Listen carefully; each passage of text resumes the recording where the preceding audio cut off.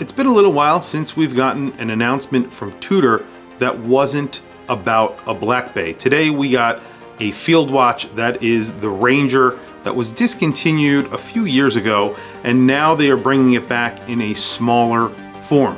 So let's flip the camera and talk about the Tudor Ranger in 39 millimeters.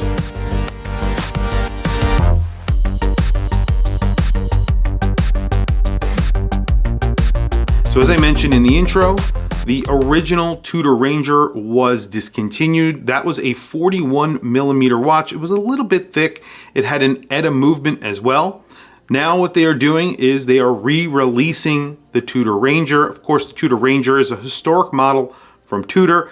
They're downsizing the case now to 39 millimeters. It's going to be only 11 millimeters thick, and it now comes with an in-house movement. It's the same movement that you find in the Black Bay 58. That's the caliber MT5402. It is, of course, COSC certified, and it gets 70 hours of power reserve. So I think this is obviously the biggest news about this watch. They have also updated the dial. The dial is still pretty straightforward. It is a matte black dial, and of course takes clear inspiration from its Rolex cousin, the Explorer. And this gets a matte black dial, as I mentioned, of course, no date.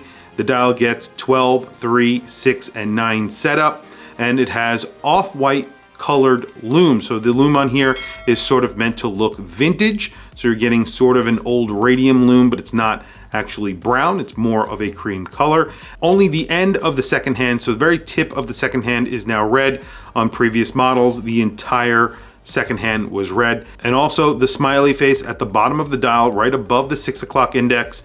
It used to say self-winding in sort of a curved fashion. It doesn't have that anymore. It just says Ranger. So that has been removed. I actually really like that aspect of the dial. And of course, the original had that little script there. So they're removing that for this. It does make it look more modern. So when you see the dial, it looks a little bit cleaner and a little bit more modern, in my opinion.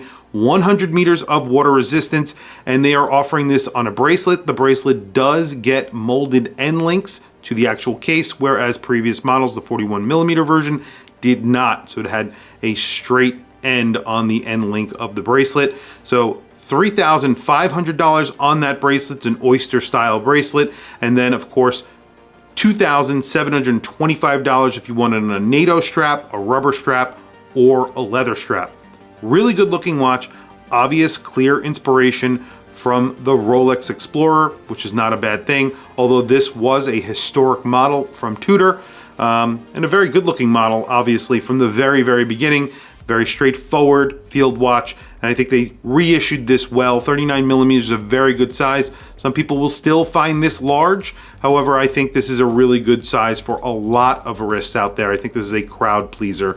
41 millimeters a little too big for a field watch. I think this is a really great size, that 39 millimeters in the wheelhouse for a lot of people. Tell me what you guys think down in the comments below. I want to hear from you guys. What do you think of the new Tudor Ranger as it compares to the Rolex Explorer? Obviously a lot cheaper than a Rolex Explorer at $3,050 on a bracelet, so definitely something to consider if you are interested in getting an Explorer style Rolex product. Anyway, tell me what you guys think in the comments below. I want to hear from you guys.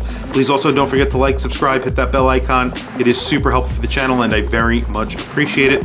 Please follow me on Instagram. My Instagram is WatchChrisBlog, all one word. I have some links in the description. Those links are to Amazon. If you click those links and buy anything, it helps support the channel. It doesn't cost you anything extra. However, I very much appreciate it. Anyway, thank you for logging on. I'll catch you guys in the next video.